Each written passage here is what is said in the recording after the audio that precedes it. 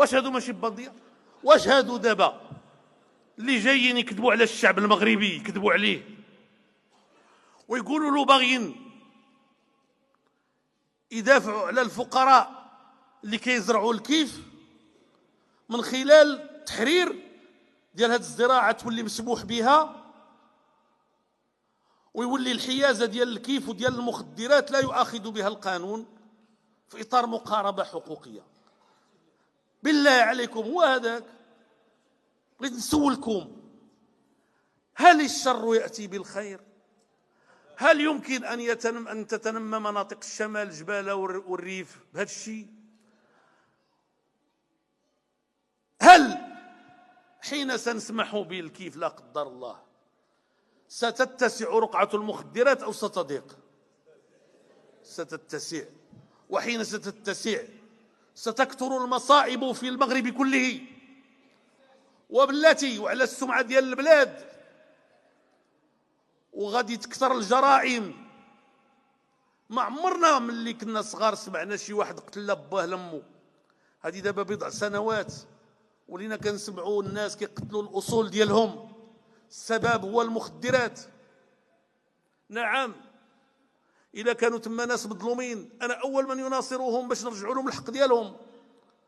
اذا كانت المنطقه خصها التنميه نديروا اللازم، نجيبوا لهم الامكانيات، نقلبوا معاهم على حلول. لكن ما عمر الشر كيجيب الخير.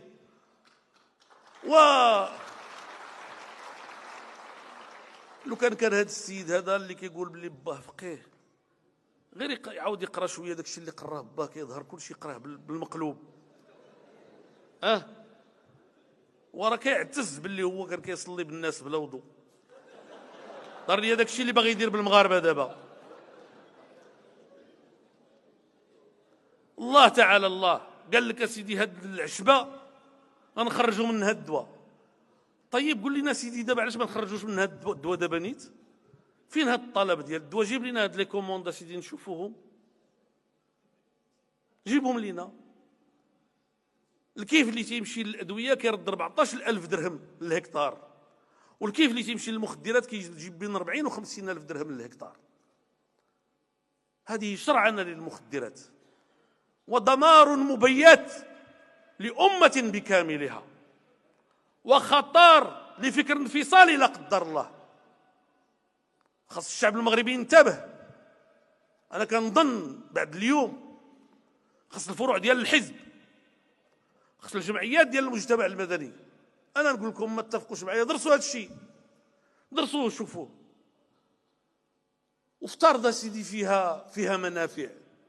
ما سمعتيش قول الله تعالى اللي قال يسألونك عن الخمر والميسر قل فيهما إثم كبير ومنافع للناس وإثمهما أكبر من نفعهما. ألم يكن هذا كافيا لكي تتعظ وتجي اليوم تقول لنا هذا الشيء وترفع الملف لجلالة الملك؟ على الأقل خلينا حتى نتذكروا معاك نشوفوك اش كتقول. هذيك راه السدة العالية بالله، والآباء ديالو والأجداد ديالو كان دائما الهم ديالهم هو المحاربة ديال المخدرات، والمحاربة ديال الكيف، والمحاربة حتى ديال التدخين. طبعا